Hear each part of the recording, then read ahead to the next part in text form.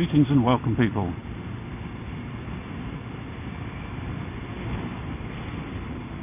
I'm hoping that this video will be following the one that's currently on my editing computer, but at the moment I'm having a bit of a tricky job making anything worth or that I would be happy with to upload. But we see that if I don't upload the, shall we say, previous video, previous to this one, then I shall just restate, and I apologise if I've already said this on the previous one. Babe, my beautiful bike, has new boots, and the previous video was recorded on the first ride.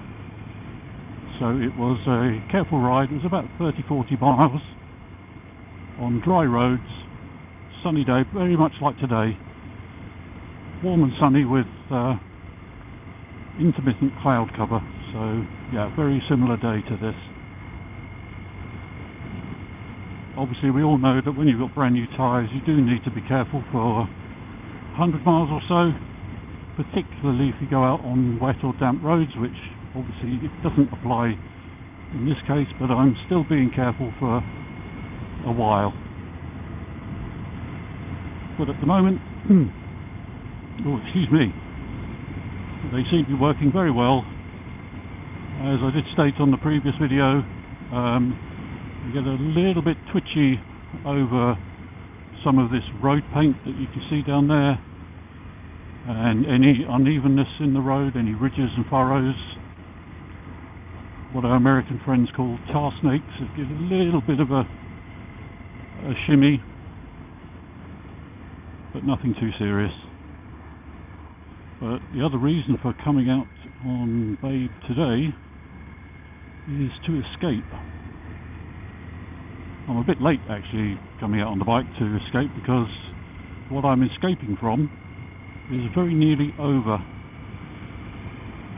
Because today, being the 20th of August, is the final of the Women's World Cup football tournament. And yes, for our colonial or former colonial friends, when I say football, I'm referring to what you call soccer.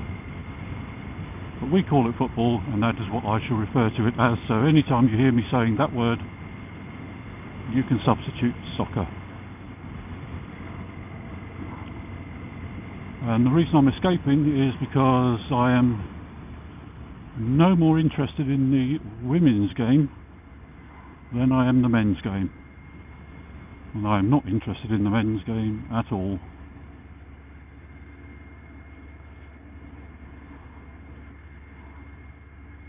It has never been of any interest to me. I don't know whether that's because being ostensibly English by culture, I'm constantly being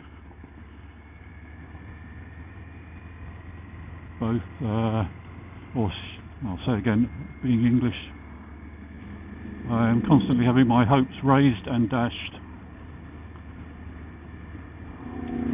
But yeah, I just basically can't be bothered to waste time sitting watching people running around on a pitch kicking a ball. I'd rather be out on my, oh nice Mini, out on my bike, thinking about other things, riding safely and having fun. So as I'm still continuing with the scrubbing in process on Babe's new tyres, I'm just going to take a quick run up to Whiteways today, see what other refugees from the football are up there, and see what other bikes are there. And I think on the way back I'm going to try moving that camera onto that other mount and see if I can get some in-flight footage of the journey home, probably without any commentary. I expect you'll be grateful for that, which I might put up as a separate video with some music or something, or maybe just a few clips at the end of this video. We'll see how it goes. But of course, one of the main reasons I just get so fed up with the hoopla about any international sporting tournament involving England, in fact any British team really, is the never-ending hype. Oh no, here we go, traffic lights. Never-ending hype that you see in the media about the performance of the England or whichever team. Obviously, in the English media, it's mainly about the England team. But to be fair, you see the same thing in the Scottish media about Scotland, and the same for Wales, and the same for Northern Ireland. Media just love to drum up drama and suspense. And of course, as the national team progress further through the tournament, that hype turns into hysteria. But the trouble is, people outside our country see all that and think that's us. It's us, the people, that are driving that. It's not. Yes, we're interested, and like I say, I have no interest in watching the matches at all. But obviously, I want the team to do well. I shall be congratulatory towards them if they win, but it won't trouble me too much if they don't. As long as their loss comes about through being outplayed and not from the few clips I've seen them being, shall we say, out-cheated by the other team. It just seems to me that people complain about the players in the men's game doing all the diving and theatrics and falling onto the pitch at the slightest contact, as if they've just had both their legs shot off, only to then, once they've got the free kick or the penalty or whatever, to jump up and start running around like jackrabbits on cocaine. Whoa! Well done.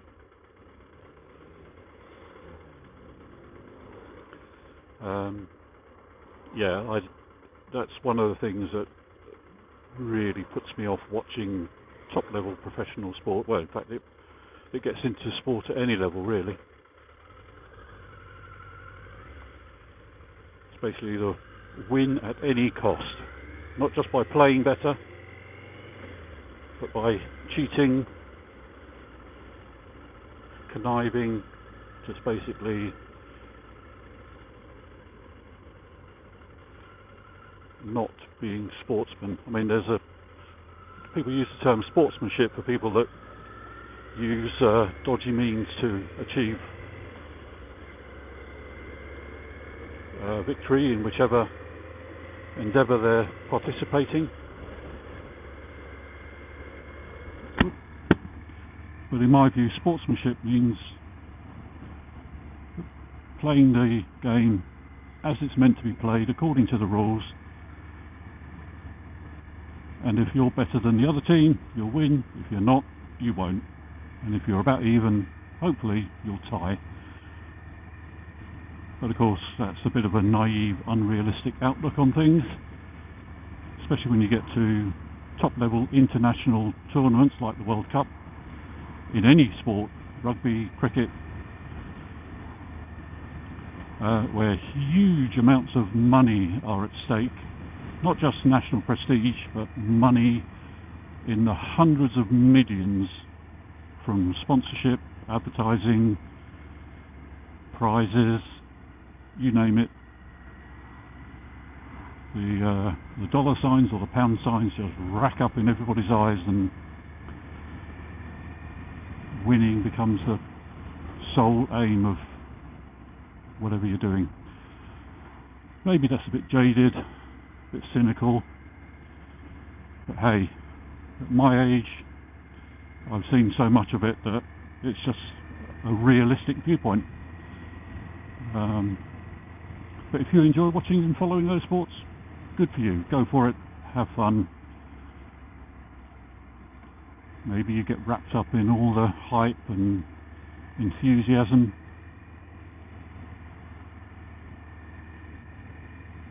Now, are you going to cut lanes? No, you're not, thank you. Ooh, lovely E-Type Jaguar.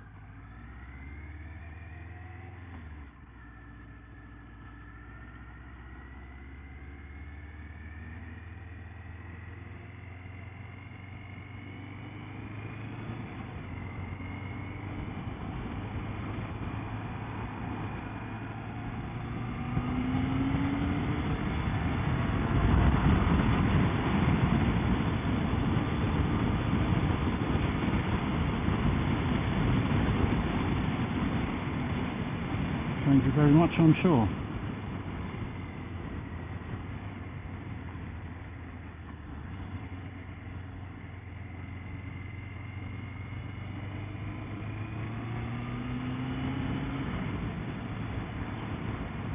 Oh, excuse me. I do realise that sometimes when I start going on about things like I've just been doing, it does make me sound like a proper grumpy old git. But hey, maybe I am. I don't think so.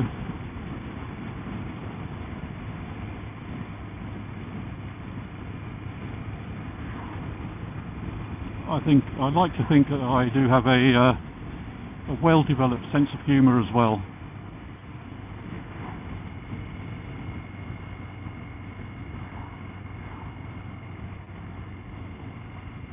That I suspect, from the way things were looking as I left the house, that I'm going to be returning home to 3 somewhat depressed women who were watching the game as I left.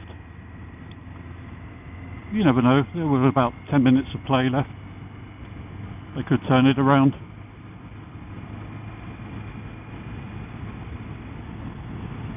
But it would be ironic if the women's team lost on penalties just as much as the men's team do.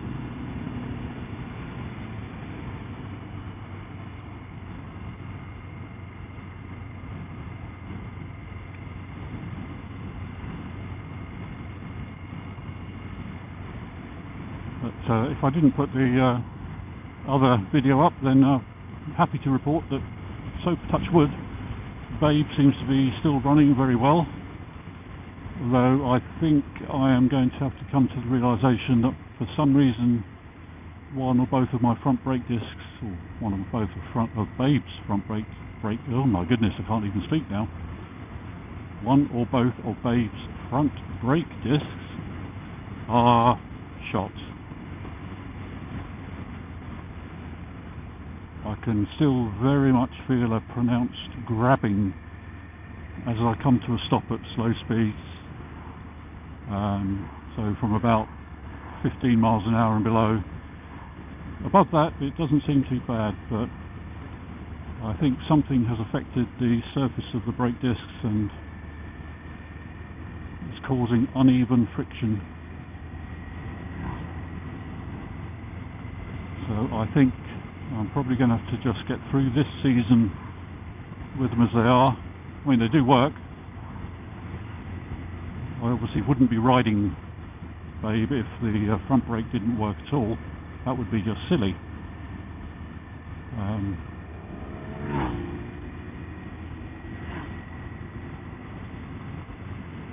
But I don't think it's going to be acceptable long term. What's going on?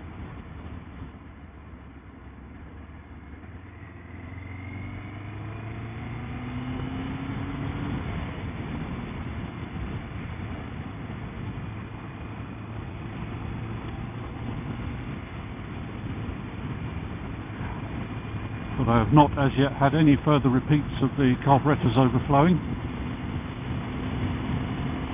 even though I still carry the wherewithal to give the carburetors a smack if it does happen. Hopefully a couple more rides and I will be confident that that's not going to happen again. So I did put a substantial amount of fuel system cleaner in the tank the last time I got fuel. So hopefully that's cleaned up any slight gumminess that was causing the floats or the float valves to stick.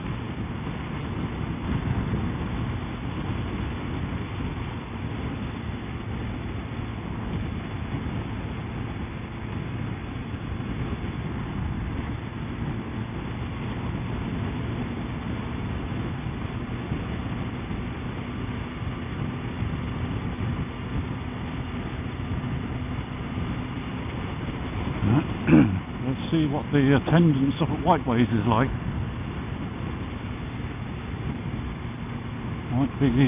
Might be quite substantial, I think. I certainly wouldn't want to ride around with my visor open like that. Yeah, no. No, they don't nod. Never mind, I do. But here we are. So hopefully the trip home will be no commentary and no vlog, just some footage from the camera facing forward.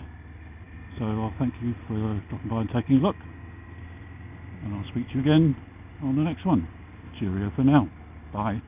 Oh wow, yep. I'm not the only one who wanted to get away from the football.